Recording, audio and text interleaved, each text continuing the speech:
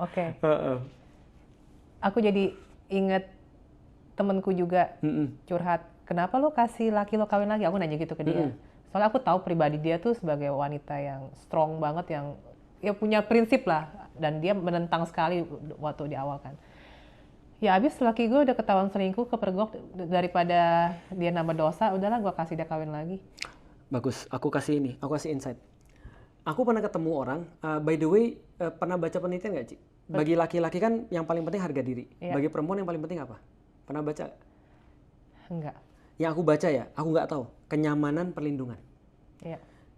Aku pernah dengar satu temanku ngomong gini, "Eh, ini bisa ditangkap baik, bisa ditangkap buruk." Dia bilang gini, mau tahu nggak supaya bisa poligami gimana? Dia bilang gini, kamu harus membuat cewekmu itu tergantung banget sama kamu dan nyaman banget sama kamu sampai dia itu akan perhitungan 100 kali kalau dia mau pisah sama kamu meskipun kamu berbuat jahat.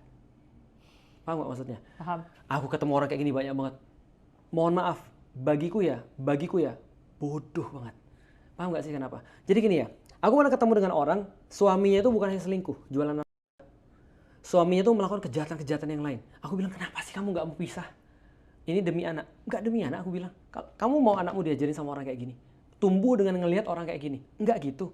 Sebenarnya apa yang terjadi? Dia cuma merasa nyaman aja sih. Dia nggak mau keluar dari zona itu sebenarnya problemnya.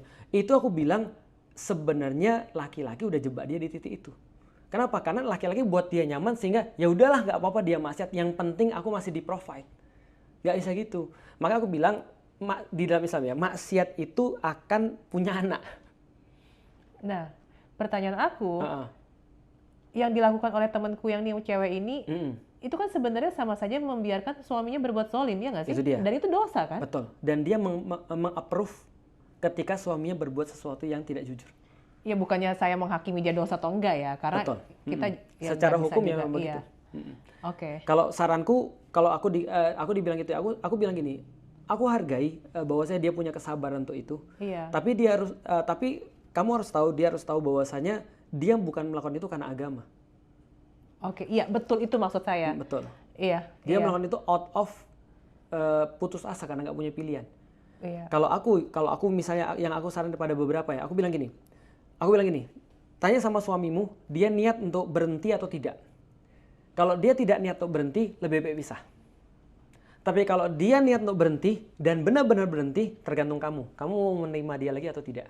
Kalau kamu tidak bisa menerima dia lagi, pisah. Ini berhenti selingkuh ya? Betul, berhenti selingkuh. Tapi kalau kamu mau menerima dia lagi, jangan ungkit-ungkit lagi.